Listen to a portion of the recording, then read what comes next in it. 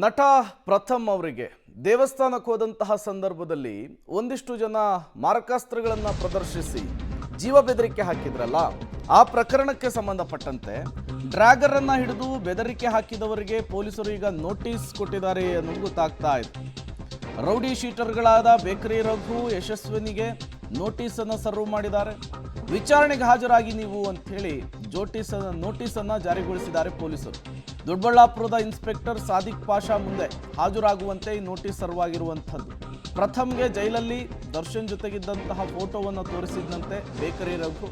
ಪ್ರಥಮ್ FIR ಬೆನ್ನಲ್ಲೇ A1 ಹಾಗೂ A2 ಆರೋಪಿಗಳಿಗೆ ನೋಟಿಸನ್ನು ಸರ್ವ್ ಮಾಡುವಂತಹ ಕೆಲಸ ಆಗಿದೆ. ಹಾಗಾಗಿ ಹೇಗೆ ಸಾಗುತ್ತೆ ಈ ಪ್ರಕರಣ ಅನ್ನೋದನ್ನು ಕಾದು ನೋಡಬೇಕಿದೆ. ಒಂದು ಕಡೆ ಪ್ರಥಮ್ ಮತ್ತು ದರ್ಶನ್ ಅಭಿಮಾನಿಗಳ ನಡುವಿನ ಗಲಾಟೆಗೆ ಡಿ ಕಂಪನಿ ಬೇರೆಯದೇ ರೀತಿಯ ವ್ಯಾಖ್ಯಾನವನ್ನು ಕೊಟ್ಟಿತ್ತು, ಅರ್ಥವನ್ನು ಕೊಟ್ಟಿತ್ತು. ಅದಾದ ಮೇಲೆ ಇದ್ದಕ್ಕಿದ್ದ ಹಾಗೆ ಪ್ರಥಮ್ ಬಂದು ಕಂಪ್ಲೇಂಟನ್ನು ಕೂಡ ಕೊಟ್ಟಿದ್ದರು. ಇದರಲ್ಲಿ A1 ಬೇಕರಿ ರಘು ಆದರೆ A2 ಯಶಸ್ವಿನಿ ಆಗಿದ್ದಾರೆ. ಈ ಬೇಕರಿ ರಘು ಏನಿದ್ದಾರೆ ಅವರು ಸೆಂಟ್ರಲ್ ಜೈಲಿನಲ್ಲಿ ದರ್ಶನ್ ಇದ್ದಂತಹ ಸಂದರ್ಭದಲ್ಲಿ ಅವ್ರ ಜೊತೆ ಕ್ಲಿಕ್ ಮಾಡಿಕೊಂಡಂತಹ ಫೋಟೋವನ್ನು ಪ್ರಥಮ್ ತೋರಿಸಿ ಆವಾಜನ್ನು ಹಾಕಿದ್ರಂತೆ.